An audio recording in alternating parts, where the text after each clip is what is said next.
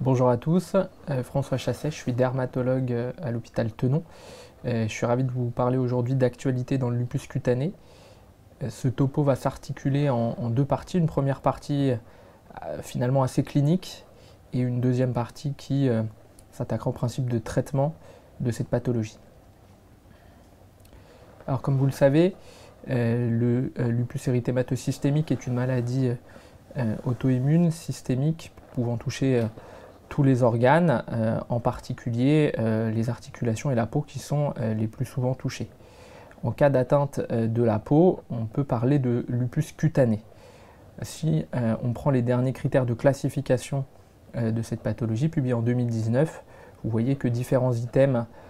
sont applicables, et en particulier l'itème cutanéo-muqueux, dans lesquels on différencie des atteintes non spécifiques et des lésions de lupus cutané spécifiques, subaigus, chroniques et aigus, avec un total de points différents en fonction des différentes atteintes. Ce qui est important dans ces critères est qu'il est vraiment important d'éliminer les causes plus vraisemblables avant de les attribuer au lupus, en particulier sur les items cutanés, car il y a de nombreux diagnostics différentiels des atteintes dermatologiques du lupus. Si on se consacre un petit peu maintenant davantage au lupus cutané, l'atteinte dermatologique de cette pathologie est une définition anatomoclinique sur lesquelles reposent des lésions spécifiques, sur lesquelles je vais pas mal détailler ce topo, avec des lésions de lupus aigu, subaigu, chronique, et puis de lupus tumidus qui est ou une forme de lupus chronique ou une forme qu'on classe à part. Il existe également des lésions vasculaires, que je vais détailler un petit peu, et enfin des lésions qu'on appelle non lupiques non vasculaires, dans lesquelles on retrouve l'alopécie diffuse et les ulcérations muqueuses qui font partie des critères de classification, mais également d'autres pathologies, et j'en détaillerai rapidement quelques-unes. Ce qui est important, c'est que les lésions de lupus spécifiques sont caractérisées par une dermite d'interface en histologie. Le problème est que d'autres pathologies peuvent présenter cette caractéristique anatomopathologique. Donc il existe un spectre continu entre des lupus cutanés qui peuvent être isolés et des lupus systémiques avec une atteinte cutanée, et il est important quand on est en présence d'un malade de savoir si on est sur un lupus cutané isolé ou un malade qui en particulier peut évoluer vers un lupus systémique, et j'y reviendrai. Alors pourquoi c'est bien important de différencier les sous-types cutanés de lupus aigu, subaigu et chronique, qui peuvent prendre différentes formes, comme on va le voir juste après? Eh bien pour plusieurs raisons. Premièrement, car ces sous-types ne sont pas du tout associés de la même façon à la présence d'un lupus systémique, que certains sous-types, en particulier le lupus discoïde et la paniculite lupique, sont associés à des cicatrices qui ont un retentissement important sur la qualité de vie, que certains sous-types, en particulier le lupus subaigu, sont fréquemment induits par des médicaments et que l'arrêt du médicament peut tout simplement entraîner une guérison des lésions, et que les diagnostics différentiels ne sont évidemment pas les mêmes en fonction des sous-types. Si on s'intéresse maintenant à l'épidémiologie de cette maladie, si on prend une étude suédoise publiée en 2011, ils ont regardé le taux d'incidence des lupus entre 2005 et 2007 avec une prévalence globale de 4 pour 100 000. Ce qui est important, c'est, comme vous pouvez le voir, une grande majorité des lupus cutanés sont des lupus discoïdes, puisqu'ils représentent environ 80% des malades. Le sexe ratio est d'environ 3 femmes pour un homme, soit moins que le lupus systémique où on est plutôt à 9 femmes pour un homme, et plus l'âge augmente, plus le sexe ratio diminue, avec un sexe ratio à près de 1 sur 1, en particulier pour le lupus subaigu, peut-être en particulier sur le rôle des lupus induits médicamenteux. Ce qui est important également, c'est qu'au moment du diagnostic, 24% des malades avec un lupus cutané ont également un lupus systémique. Une autre étude américaine qui a regardé la prévalence de lupus cutané entre 1965 et 2005 aux États-Unis a montré une prévalence de 3 pour 100 000 pour le lupus cutané et de quasiment la même chose pour le lupus systémique, avec à nouveau une nette prédominance de lupus discoïde qui représentait 82% des patients et 15% de lupus subaigu, les autres sous-types étant finalement extrêmement rares. Alors on va maintenant s'intéresser aux lésions spécifiques de lupus. Le lupus qu'on apprend le plus quand on prépare la médecine est finalement un des plus rares, c'est le lupus aigu. Le lupus aigu localisé, dont on parle de rash malaire ou d'atteinte en vespertilio, ou encore de masque de loup ou en atteinte en aile de papillon, qui se caractérise par des lésions œdématopapuleuses très souvent mal limitées, avec parfois un aspect eczématiforme et qui peut décoller pour prendre un aspect bulleux, voire un aspect qui peut ressembler à une nécrolyse épidermique toxique, et très souvent des érosions buccales. Comme vous pouvez le voir également sur ces photographies, il y a très souvent une atteinte avec une alopécie diffuse et des cheveux qui sont fins, qu'on appelle les cheveux lupiques. Et puis vous voyez sur ces photos cette atteinte du visage avec cette chélite hémorragique croûteuse et puis ces érosions assez importantes. Le lupus aigu est rare, c'est environ 5 à 20% des lupus cutanés, toujours associé à un lupus systémique, répond très bien au traitement sans laisser de cicatrices. Et donc finalement c'est rarement le problème du dermatologue car d'autres atteintes vont nécessiter un traitement. C'est quelque chose sur lequel je veux insister et que l'atteinte en vespertilio ou en rachmalère n'est absolument pas synonyme de lupus aigu et qu'on peut retrouver des rachmalaires dans des lupus subaigus ou même des lupus discoïdes comme vous pouvez le voir sur cette photo ou en particulier au-dessus des sourcils on voit bien des lésions atrophiques et cicatricielles. Les autres lésions de lupus aigu, dans la forme disséminée, on retrouve très souvent une atteinte des mains qui a la particularité de respecter les zones interarticulaires par opposition à la dermatomyosite qui est un diagnostic différentiel fréquent. Parfois des exanthèmes maculopapuleux qui peuvent simuler une virose ou une toxidermie avec alors un diagnostic qui est souvent très difficile. Voilà pour le lupus aigu. Ensuite le lupus subaigu, qui représente environ 15% des lupus cutanés, qui se caractérise par deux types de lésions, des lésions érythémato-squameuses et psoriasiformes, et des lésions annulaires avec une guérison centrale, les deux types de lésions pouvant être associés. Ces lésions guérissent sans cicatrice mais peuvent laisser des troubles de la pigmentation, à la fois des lésions hyper ou hypopigmentées, presque vitiligoïdes, et il y a parfois des formes bulleuses ou qui ressemblent à des érythèmes polymorphes comme on appelle le syndrome de Rowell. Ces lupus ont la particularité d'être très photosensibles et l'autre chose à bien penser est qu'il faut toujours évoquer un lupus induit par un médicament devant des lupus subaigus, j'y reviendrai un petit peu après. Enfin, il y a le spectre des lupus chroniques, ou comme on l'a vu, qui représente environ 80% des lupus cutanés. Ces lupus chroniques sont caractérisés par le lupus discoïde, le lupus engelure et la paniculite lupique. Ces lupus chroniques sont souvent isolés, dermatologiquement purs, mais peuvent être associés à des lupus systémiques et des lupus systémiques graves avec une prévalence qui est assez variable dans la littérature en fonction des études, mais plutôt entre 10 et 20%. Ce qui est important, c'est que le lupus discoïde et la paniculite lupique ont un risque cicatriciel majeur et donc représentent des urgences thérapeutiques au plan cicatriciel et esthétique. Voilà des photos de lupus discoïde qui sont caractérisées par des plaques érythémato-squameuses qui évoluent vers des lésions atrophiques et cicatricielles. Il y a un tropisme pilaire important et les lupus discoïdes sont responsables, comme sur la troisième photo en haut, d'alopécies cicatricielles qui sont souvent définitives si elles ne sont pas traitées rapidement. On peut avoir également une atteinte muqueuse avec des lésions de lichen buccal et puis on a d'autres atteintes plus rares comme des atteintes des ongles, etc. On distingue la forme localisée qui touche uniquement la tête et le cou et les formes diffuses plus volontiers associées à la présence d'un lupus systémique. Récemment, en 2020, des collègues américains ont publié des critères de classification de lupus discoïde avec un score de plusieurs points qui permettent de diagnostiquer un lupus discoïde avec une sensibilité qui est relativement moyenne de 73 à 84% en fonction des seuils choisis, mais une très bonne spécificité et ces critères ont été validés avec des lésions, des mimiqueurs, en particulier des dermatomyosites, des lichens plans, etc. et vont faire probablement avancer la prise en charge thérapeutique pour inclure les malades dans les essais thérapeutiques futurs. Un autre sous-type de lupus chronique est le lupus engelure qui caractérise par des lésions papuleuses érythémateuses violacées touchant souvent les mains et les pieds mais également parfois les coudes, les genoux, qu'il est extrêmement difficile en pratique clinique à différencier des engelures classiques. Un des signes cliniques importants est la persistance au-delà de la saison froide et en histologie, de même, l'histologie avec une engelure est extrêmement difficile à différencier et c'est souvent l'infiltrat périsudoral peu important dans le lupus qui permet de trancher entre les deux. Il est important de savoir qu'il existe des formes familiales de lupus engelure associées à des interféronopathies, en particulier de la mutation de TREX1, et l'association à un lupus systémique est assez variable de l'ordre à 20 à 50% en fonction des études. Si on regarde les études qui se sont intéressées à discriminer lupus engelure versus engelure, comme je vous le disais, le critère clinique est la persistance au-delà de la saison froide, et en histologie, il n'y avait que l'infiltrat périsudoral qui était plus fréquent dans les engelures que dans le lupus.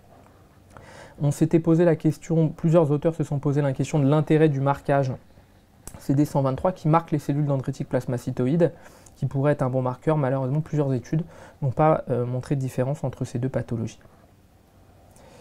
Enfin, on a parfois du mal à différencier le lupus engelure du lupus discoïde des mains. À un stade aigu, on est souvent très embêté. Ce qui va nous aider avec l'évolution est l'apparition de lésions atrophiques ou encore de lésions inguéales dans le lupus discoïde, ce qu'on ne retrouvera pas dans le lupus engelure. Le troisième type de lupus chronique est la paniculite lupique, qui représente 1 à 2% des lupus cutanés, qui se caractérise initialement par des nodules qui sont généralement fermes et infiltrés, souvent sur les membres supérieurs mais également le visage, et qui ont la particularité d'évoluer vers une lipoatrophie secondaire très importante. Ces lésions peuvent s'ulcérer, parfois se calcifier également, et elles sont souvent associées à un lupus discoïde et assez rarement associées à un lupus subaigu dans 10 à 30% des cas. Le grand diagnostic différentiel, c'est le lupus à type de paniculite, sur lequel je ne reviendrai pas aujourd'hui. Enfin, on distingue un autre sous-type, le lupus tumidus, plutôt considéré par les Américains comme un lupus chronique, et les Européens l'ont différencié comme un sous-type à part, un sous-type intermittent, pour deux raisons. Petit 1, sa très forte sensibilité et sa récidive l'été très souvent,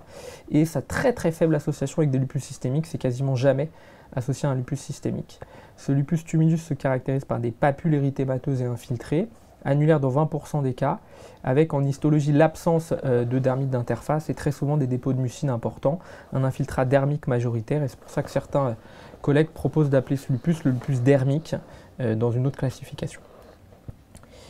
Enfin, on va passer maintenant, après les lésions cutanées spécifiques, aux lésions non spécifiques vasculaires. Un message important est qu'en cas de présence d'un livédo ramifié au cours d'un lupus, il faut rechercher un syndrome des antiphospholipides. En effet, dans une étude de 200 patients faite par Camille Frances, la prévalence de livédo était près de 35% des cas, et en présence de livédo ramifié, on retrouvait souvent un phénotype artériel avec la présence importante d'accident vasculaire cérébral, de thrombose ou d'épilepsie. Quelque chose d'important également, c'est qu'assez souvent, devant la présence de lésions purpuriques distales des mains, on évoque assez volontiers le diagnostic de vascularite lupique, et un message important est que ce n'est pas parce qu'on a des lésions purpuriques distales qu'on se trouve en présence d'une vascularite lupique, entité extrêmement rare, comme on voit sur la première photo. Il faut toujours évoquer des lésions de thrombose, en particulier des lésions de syndrome des antiphospholipides, mais in fine, les lésions sont très souvent des lésions de lupus spécifiques, en particulier des lésions de lupus discoïde ou de lupus engelure, qui représentent une immense majorité de ces malades, puisque dans une étude de 50 patients publiée par Jean-David Boisy, seulement 2 sur 50 patients, soit 4%, avaient une vascularite lupique après confrontation anatomoclinique. Un autre item important est la présence de lésions urticariennes au cours du lupus. Il y a évidemment la possibilité d'avoir des urticaires banales au cours du lupus, car on sait que les urticaires chroniques sont volontiers auto-immuns. Mais il y a également deux entités importantes, la dermatose urticarienne neutrophilique, décrite par Dan Lipsker, qui se caractérise plutôt par des lésions urticariennes mais plutôt maculeuses, qui ne grattent peu ou pas et qui persistent entre 24 et 72 heures généralement, et qu'il ne faut pas prendre à tort pour des lésions de lupus, car elles répondent extrêmement bien à la colchicine ou à la dapsone, et ce qui évite de majorer fortement les traitements de lupus. Et enfin, dans de rares cas, on peut évoquer la vascularite urticarienne, une vascularite des petits vaisseaux qui se présente par des plaques urticariennes qui persistent plus de 72 heures, souvent associées à des angioœdèmes, et qui peuvent se retrouver au cours des lupus. Vous le savez, ces vascularites urticariennes ont souvent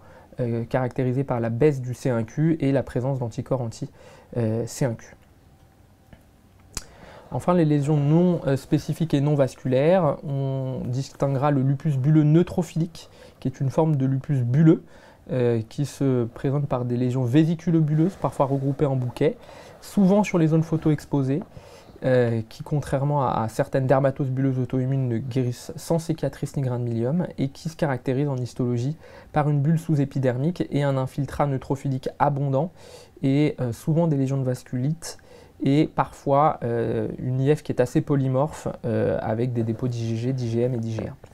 En biologie, on retrouve souvent la présence d'anticorps anticollagène 7 et ce sous-type de lupus est important à reconnaître car il répond extrêmement bien à la dapsone en première intention, contrairement aux autres sous-types de lupus où ce médicament est moins intéressant, on le verra après. On parlera également de pustulose amicrobienne des plis, entité décrite en 91 et qui se présente plus volontiers par des lésions vésiculo-pustuleuses très sointantes dans les plis, puisque dans les critères de classification qui ont été proposés, il faut qu'il y ait une atteinte d'au moins un grand pli et un petit pli. Souvent une maladie auto-immune, en particulier les lupus, ça a été décrit initialement avec cette pathologie, mais d'autres maladies inflammatoires auto-immunes sont possibles, et la présence d'anticorps. En histologie, on retrouvera une pustule sous-cornée, et bien sûr la stérilité des prélèvements, en particulier bactériologiques. Cette pathologie répond extrêmement bien dans notre expérience à l'ustekinumab, qu'on donne nous en première intention. Dans les lésions non spécifiques et non vasculaires, on parlera également de la maladie de Kikuchi cutanée. Comme vous le savez, la maladie de Kikuchi Fujimoto peut s'observer au cours du lupus, très souvent avec une atteinte ganglionnaire nécrosante, puisque c'est la définition de cette pathologie. Mais nos collègues de l'hôpital Henri Mondor ont décrit une entité qui s'appelle le CLIP, ou Kikuchi cutané sans atteinte ganglionnaire, qui peut se présenter par des lésions extrêmement polymorphes, parfois des lésions évocatrices de lupus, ou tumidus, ou subaigu, ou discoïde, mais également des lésions très polymorphes, difficiles à diagnostiquer, avec une histologie évocatrice. On retrouve très souvent une dermite d'interface, et puis ce marquage MPO et cet infiltrat histiocytaire très évocateur de la pathologie. Ces lupus Kikuchi sont très souvent associés à des lupus systémiques, parfois sévères, et possiblement associés à un risque d'évolution vers un lupus systémique. C'est souvent des lupus qui sont résistants aux thérapeutiques classiques avec une excellente efficacité du thalidomide dans la littérature. Enfin, parlons maintenant du risque d'évolution d'un lupus cutané vers un lupus systémique. Comme je vous le disais dans l'étude suédoise dont on avait discuté, au moment du diagnostic, près de 24% des malades avec un lupus cutané ont déjà un lupus systémique. Et dans cette étude, le risque d'évoluer vers un lupus systémique était à 3 ans de 18%, globalement similaire pour les lupus subaigus et les lupus discoïdes, et un peu plus fréquente pour les femmes, 21%, que pour les hommes, seulement 10%. Quels sont les facteurs de risque dermatologique d'évoluer vers un lupus systémique quand on a un lupus cutané? Dans cette étude publiée dans le British en 2010, en cas de lupus subaigu, l'atteinte cutanée des membres inférieurs était un facteur de risque associé statistiquement à l'évolution vers un lupus systémique, alors qu'en cas de lupus chronique, l'atteinte du tronc et du bras, donc in fine les lupus disséminés, étaient associés au risque d'évolution. Il y a eu un travail de la littérature, de revue de la littérature de Benjamin Chung, publié en 2012 dans le British Journal of Dermatology, qui, en reprenant 300 patients de la littérature, 40 soit 13% évoluaient vers un lupus systémique. Parmi les critères cliniques identifiés, on notait les lupus discoïdes disséminés à nouveau, la présence de télangiectasie périinguéale et les arthralgies, mais qui font déjà partie, plus ou moins partie des critères de classification des lupus, même si normalement il faut des synovites. Enfin, en termes de critères biologiques, on notait les anticorps antinucléaires à titre élevé et la présence d'anémie ou de leucopénie. Enfin, une dernière étude de 77 patients avec un suivi prospectif avait montré que le risque d'évolution vers un lupus systémique était à peu près similaire, 17% dans cette étude, mais que seulement 6% des malades évoluaient vers une forme sévère, avec seulement 2 atteintes rénales et 3 atteintes articulaires graves. Et à nouveau, dans cette étude, on retrouvait les mêmes critères, des lupus discoïdes disséminés, des titres d'anticorps antinucléaires élevés et la présence de nombre de critères ACR à baseline. Et donc en résumé, en cas de lupus cutané, le risque d'évolution vers un lupus systémique est rare, extrêmement rare en cas de lupus tumidus, rare en cas de lupus chronique, et il faut l'évoquer devant des lupus discoïdes disséminés ou à baseline avec des titres d'anticorps élevés ou ceux qui ont des arthralgies sans réel synovite. En pratique, en cas d'absence d'anticorps antinucléaires et plus de 10 ans d'évolution, le risque est globalement nul d'évoluer vers un lupus systémique et on peut rassurer nos malades. Voilà, j'en ai fini pour la première partie.